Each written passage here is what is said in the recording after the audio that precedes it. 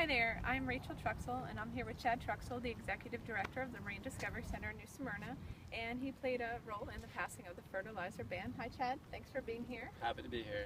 I just want to know, how did the fertilizer ban come about? So basically, as we started seeing algal blooms throughout the state, specifically in 2011, we had a major super algal bloom followed by several smaller algal blooms, but significant in 2012 and 13.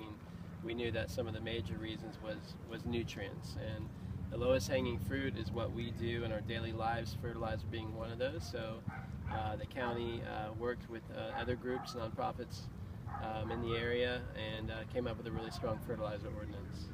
And I know there were a lot of fish die-offs during that time, correct? Or were there any fish die-offs? Yeah, there were. So we have algal blooms. It limits light, so we get seagrass die-offs. So we lost about 47,000 acres of seagrass. And when that algae dies, as it decomposes, part of its natural cycle is it uses up oxygen. And when that occurs, we start seeing fish deaths, and we also saw marine mammal deaths, manatees, dolphins, and we even saw, we're not sure how it's related, but pelicans. So we had these unusual mortality events occurring with animals, and we were concerned. That was going to be my next question, any marine mammal deaths. We're lucky enough to see what did we just see? We just saw a herd of manatees, 21 of them here in Rose Bay in Port Orange, Florida. I've never seen that many manatees in one spot before. Tell us, would that have been possible if there was an algal bloom in Rose Bay? Would we have seen manatees? Yeah, the algae die-offs contribute to manatees, we think, switching their prey preference. So they're herbivores, and instead of eating seagrass, the seagrass was no longer there because a lot of it had died off. So they were eating an algal, and that algal might have been toxic. So we think that might have been why. But the fact that we're seeing great numbers of manatees this time of year in the bay is a good sign. And another question too, in the Indian River up towards the Brevard County, I think it was Brevard County, did they close some recreational areas to people for swimming Yeah, well, they did, especially further south where the Loxahatchee runs out into the lagoon.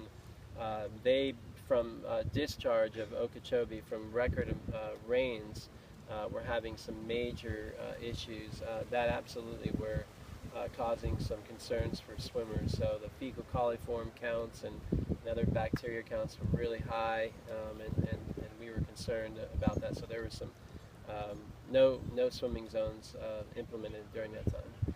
Now I know when you went to many of the Volusia County Council meetings, I was always curious about the opposition that you would find when you would speak to the county council. What were some of their arguments against putting forth the fertilizer ban? Well, sure. So on the west coast of Florida, this has been enacted for years, I'd say a decade, and the evidence is clear that without fertilizing, especially during the summertime, and then just good solid guidelines when it's not summertime, you can still apply fertilizer, but just doing the right thing, understanding how plants work and their need and turf.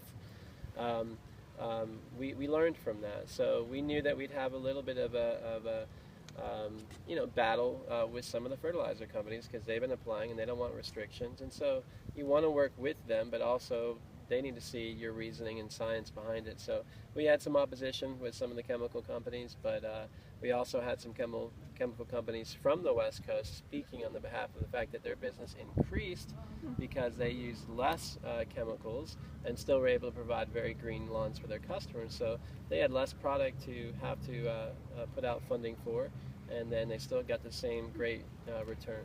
So their profits.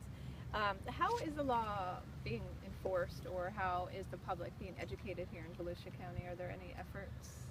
No. So it's brand new. It's our new fertilizer ordinance in the county. It's the first time that this will be our first summer where there is a ban in place, which means that commercial applicators, which have to abide by the law and have been so far, will not apply fertilizer during the summertime.